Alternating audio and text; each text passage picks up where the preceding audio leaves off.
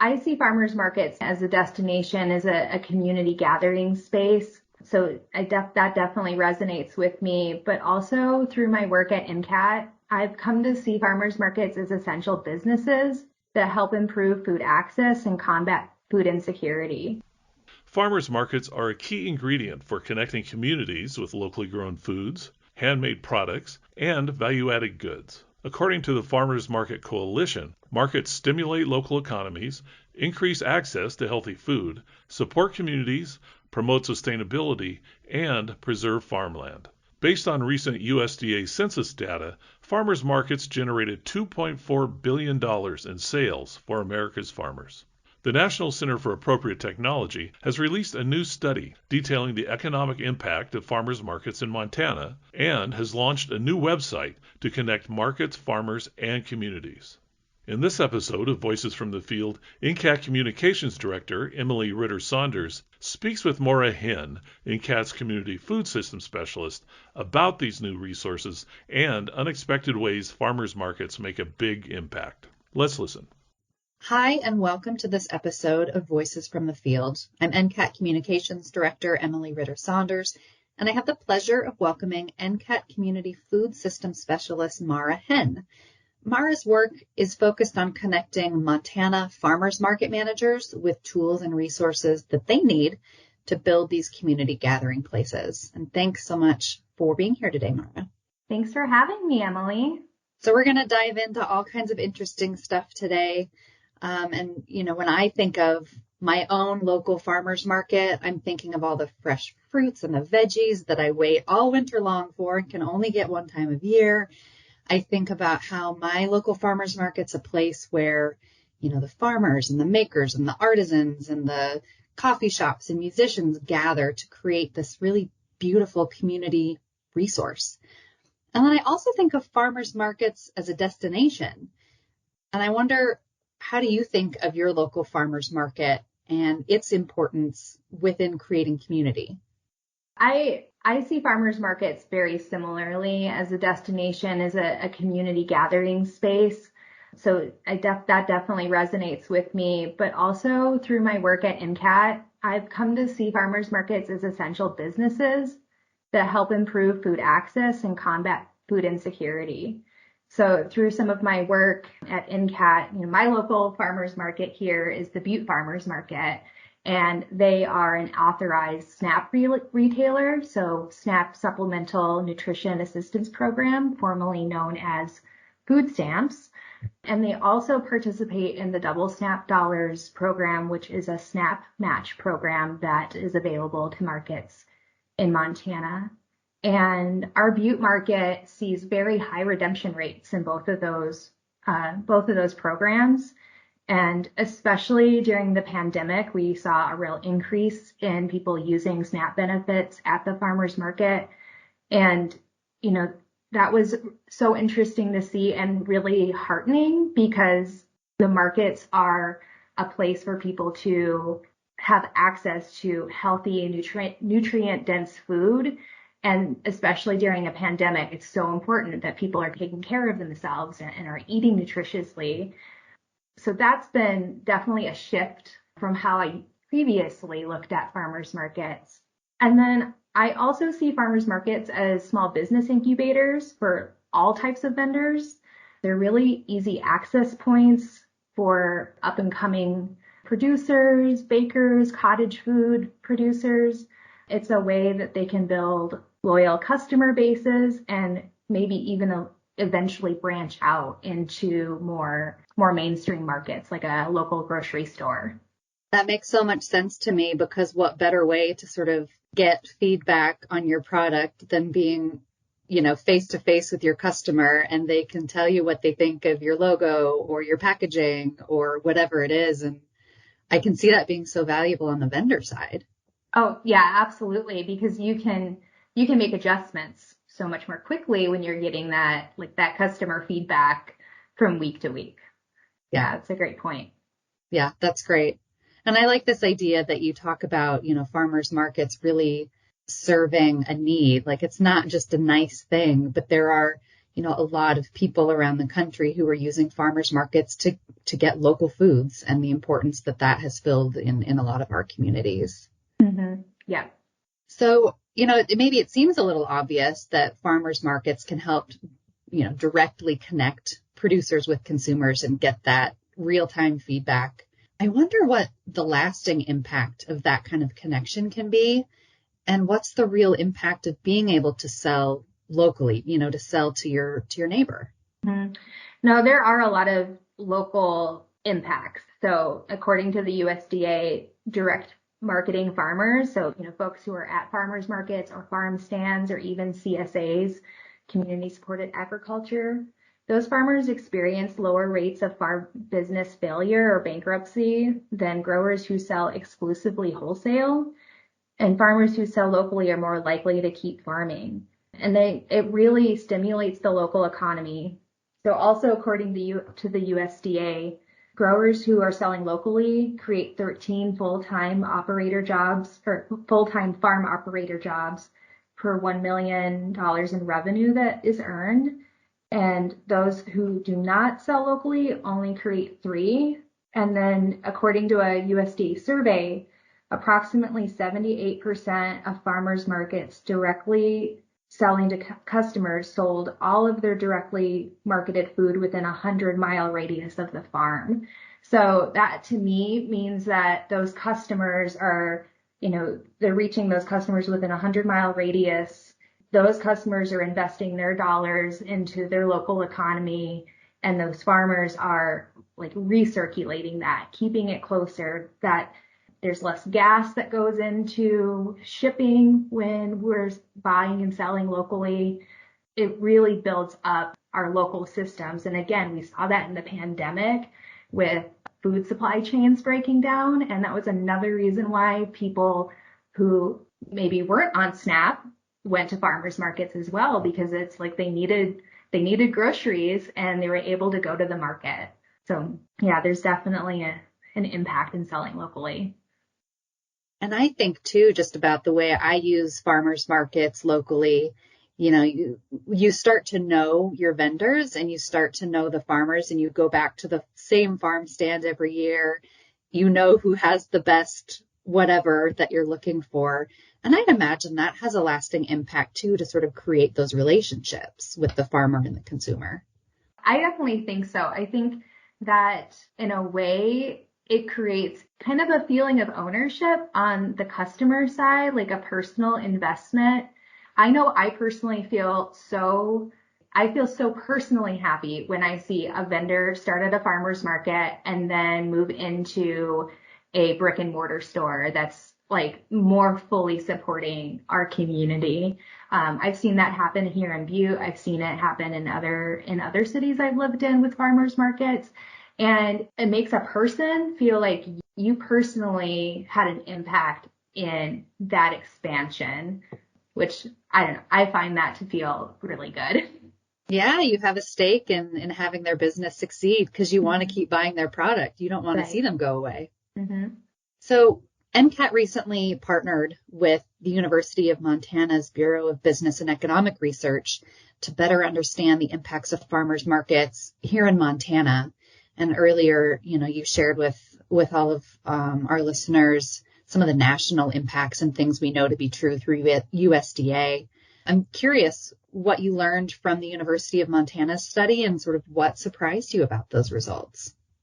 Right. So there was a lot of information that was shared in that study, but some of the highlights and what surprised me was, aside from the $17.3 million in revenue that was generated by markets in 2021, which is just so impressive, and really a goal of this study was to have a baseline understanding of the economic impact of markets. I was really surprised to learn how many people are working to support farmers markets.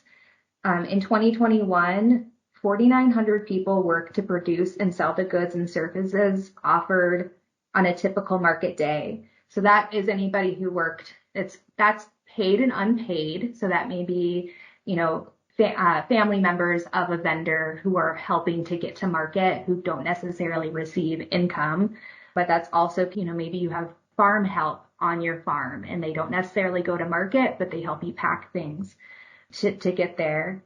And as of 2021, we had 71 markets in the state. And it's just, I don't know, it's just amazing to me that for every market, I mean, there's multiple markets a week. There's on average that many people working to get those market days going. And then in addition to that, there were 260 full-time Montana jobs that are supported by farmers markets over that 4,900. So those are farmers market managers, program staff. And I mean, we're a big state. We don't have the biggest population in the country. To me, 260 full-time jobs supported by farmers markets was really surprising and really exciting to me. Yeah. And so it's more than 5,000 jobs in total and close to $20 million for a state the size of Montana, which it's a big deal. Did you find that the importance of farmers markets and the impact of those markets was reserved primarily for our larger communities in the state? Or, how do farmers markets in some of our smallest communities still really make an impact? Yeah, and markets in large communities are, they're definitely important. You spoke earlier about like the destination experience. We definitely see that in communities like Missoula or up in the Flathead, where we may have a lot of tourists coming and engaging in those markets. But in our smaller communities and in more rural parts of Montana, especially in central and eastern Montana or up on the High Line, farmers markets are really an important access point for staple products. So they really provide, supplemental products such as fruits and vegetables, baked goods, meat, things that you can find in a grocery store. But some of these communities also have a hard time getting to their local grocery store or may not even have one. Some people in those parts of Montana really have to travel sometimes like over 100 miles round trip to get to like a Walmart, and not knocking, chain grocery stores, but they're not going to have a lot of local fruits and vegetables. So if there is a market that is able to provide that, even on a small scale with just a few vendors, that really makes an impact. And then also, the report did reinforce some things that we've heard over and over again from market managers, that it can also be a real challenge to recruit fresh produce vendors to their markets, especially in that central and eastern part of the state. And, for folks who don't live in Montana, that's a lot of commodity cropping. So a lot of wheat, and it's not a lot of small family farms. So you're not going to see as many of those types of vendors at those markets. And so, we've heard from those market managers, it's hard to get those producers. And so this is where they start to really rely on backyard gardeners to supply produce to the market and kind of, rallying the community to bring what they can if they have a little extra. It may not be a lot, but it still, I think, gets to that same feeling of community ownership that a large market can incite in the people who shop there and visit. So you talk about in some smaller places, markets can have a difficult time recruiting vendors or finding those vendors.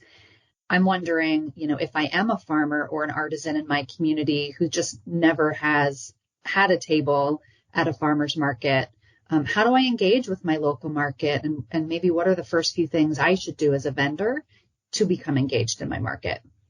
Yeah, that's a great question. There are a few important things, whether you're in a rural community or you live in, one of our larger cities and you're looking to become a vendor. Some things to consider is, do you have time to dedicate to the market, including like being at the market, selling, and then the time it takes, if you're a produce vendor, growing, harvesting, and getting to market.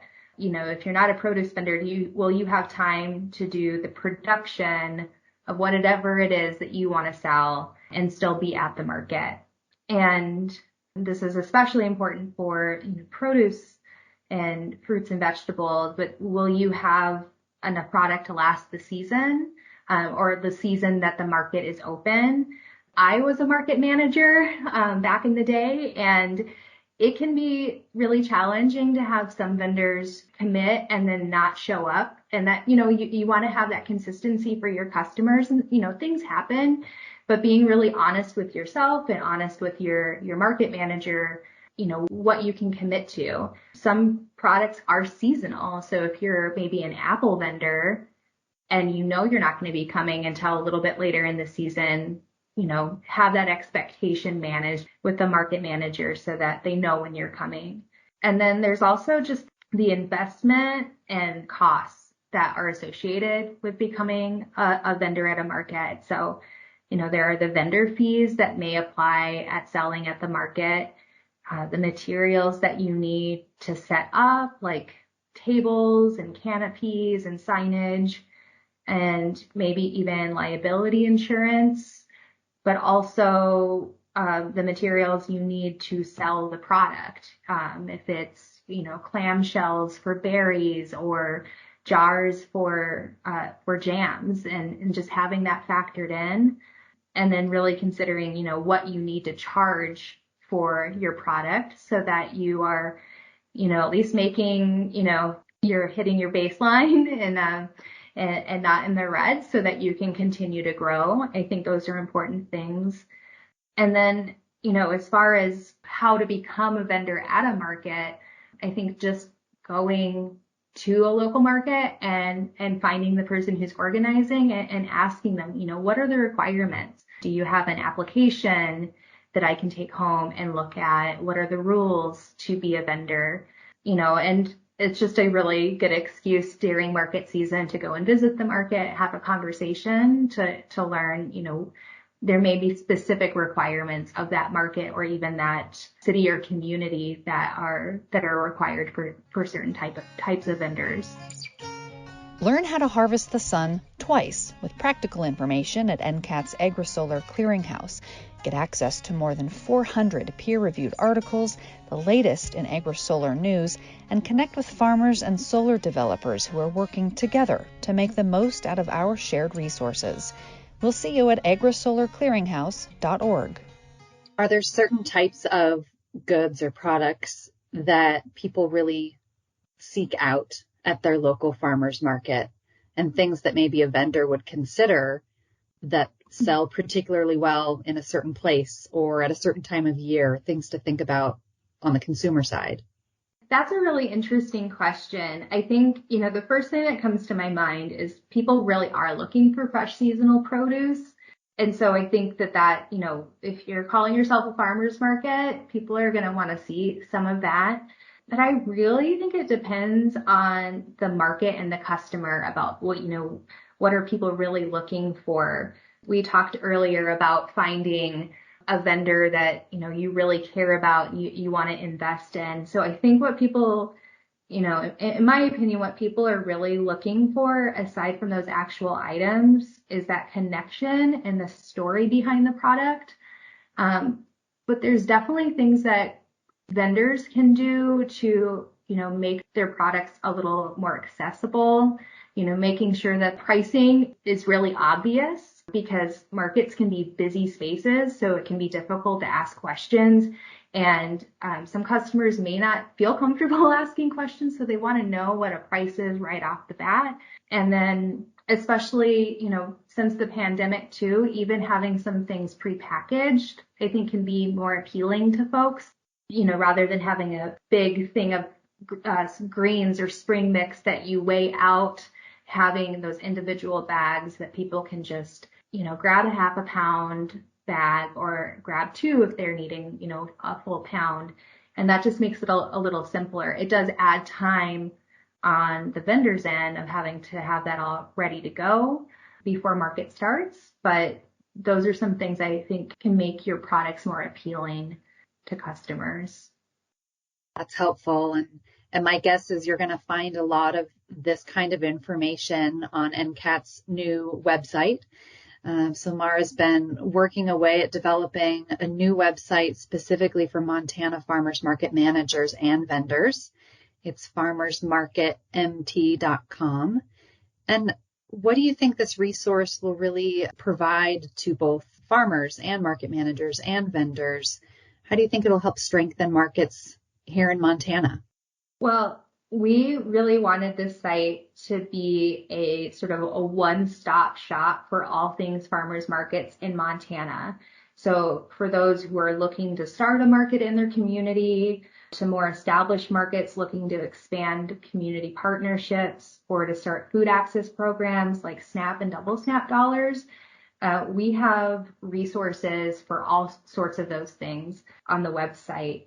And in addition to those resources, there are also links to national resources or best practices from other markets or network associations around the country. You know, we didn't want to reinvent the wheel. There are some really amazing things happening in other markets around the country. And so we wanted to be able to provide that all in one spot for people to look for. But it's also a place where you can request assistance from us at NCAT, or we can also connect you with our partners around the state who are working in specific areas. So if there's a question that you have, it's a way to, you can send us an email directly and we'll get back to you. So many of us have either worked for farmers markets or are vendors and producers on the side. So we have real world knowledge on the ground experience that we can help draw from. And then if we don't have an answer, we can also reach out to that wider network and help you with that. I guess my personal goal with the site was, having something that was just really easy to find, that wasn't maybe nested somewhere else in another partner website, and something that our Montana Farmers Market Network, which is what we call kind of our loosely associated group of markets that include all of the markets in the state, something that they could really have ownership of and provide feedback on. So, this process really started with convening a focus group and a panel of market managers and vendors to review the current resources that we had, other websites around the country, so that we could really build something that was going to be accessible, easy to use, and just made sense for our Montana community. And the web address there again is farmersmarketmt.com. We'll have that in the show notes so folks can click on the link once you've downloaded the podcast and are listening to this conversation. And Mara, I didn't know that you were a market manager. That's so interesting to me. And I wonder, is there a certain resource or something you wished you would have had as a market manager that maybe lives on this site, or something that you're like, gosh, if I had only had X when I was managing a market, that would have made my job this much easier. And I wonder, sort of off the cuff, if you can think of something like that. So I think this site is actually a big part of it. If you go and visit it, you'll see there's kind of like a step-by-step of, starting a market, and it goes all the way into, incorporating food access programs and things like that. And a lot of the content from that came from the How to Start a Farmers Market in Montana manual that was produced by our partners at the Alternative Energy Resources Organization, or ARRO. And it's in its second edition now. And I really, I took a lot of that and implemented it in all of these steps. So the site is really sort of a living example of that, how to start a market. When I was a market manager, the market was already established. This was when I was living in Wisconsin. I know that there's a market association in Wisconsin, but just knowing that there is an online resource of how to kind of manage a market and somewhere to reach out to when you have questions. So really this resource is sort of what let's say it's a version of writing the book that you need, only instead of a book, it's a website. I love that. And I wonder, are there things to consider if your community doesn't have a market already? What are some things to consider or plan for if you actually want to launch a brand new market? How do you start? Yeah, I think I've been doing so much research on that in developing the site. And I think some key things that have come to me is that you can't go it alone. You want to have some kind of organizing group that you're working with. So something like a steering committee to help move it forward is very important. And then, assessing the community interest, really asking like, what's the need for the market? What's the purpose for the market? And are there other markets already happening in my community that this is going to compete with?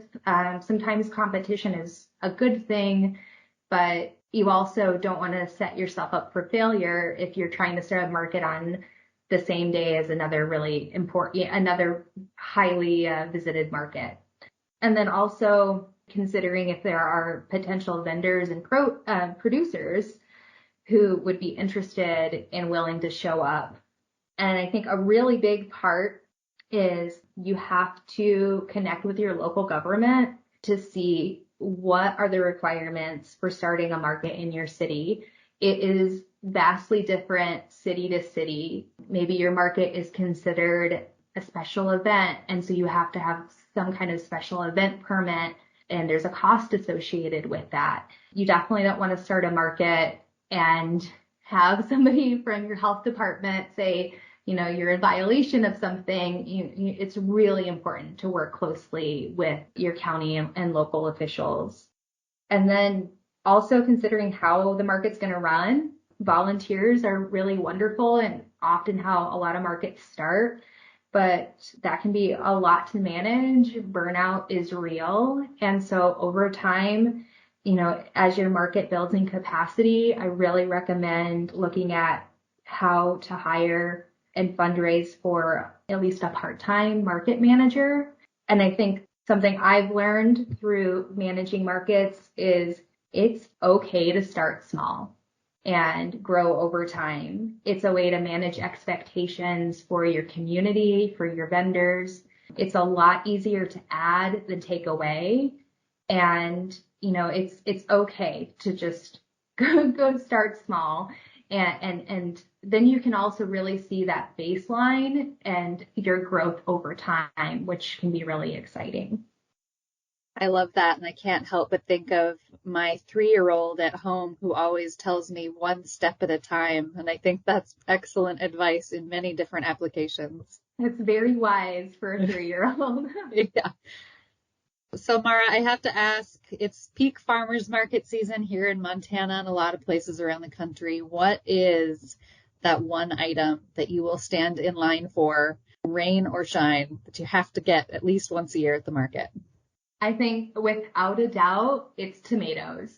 There is just nothing that is better than fresh tomatoes that were just picked. And I mean, the flavor difference in tomatoes that come locally, it's just amazing. There's nothing that tomatoes from a grocery store that have traveled from a long way, a lot of work goes into that, but just local tomatoes. That's the thing for me. If you can find the local tomato and maybe a little local basil, and if somebody at the market has some fresh mozzarella, that's a wonderful lunch. Oh, yes. Yeah. Okay. Well, I have to say that mine is Dixon melons, and they are, cantaloupes that come from Dixon, Montana, and there is nothing like it in the world. So if anybody is visiting from out of state or needs to visit their local market in Montana, you stand in line for the Dixon melon. It'll take a while, but it is so worth it. I can second that. I have also stood in line for Dixon melons. They travel around the state and they're not always at the Butte market, but when they are, there is a line that wraps around the corner. Yep. Yeah. I love it. Well, thank you so much, Mara. And if you haven't already, make sure you bookmark farmersmarketmt.com.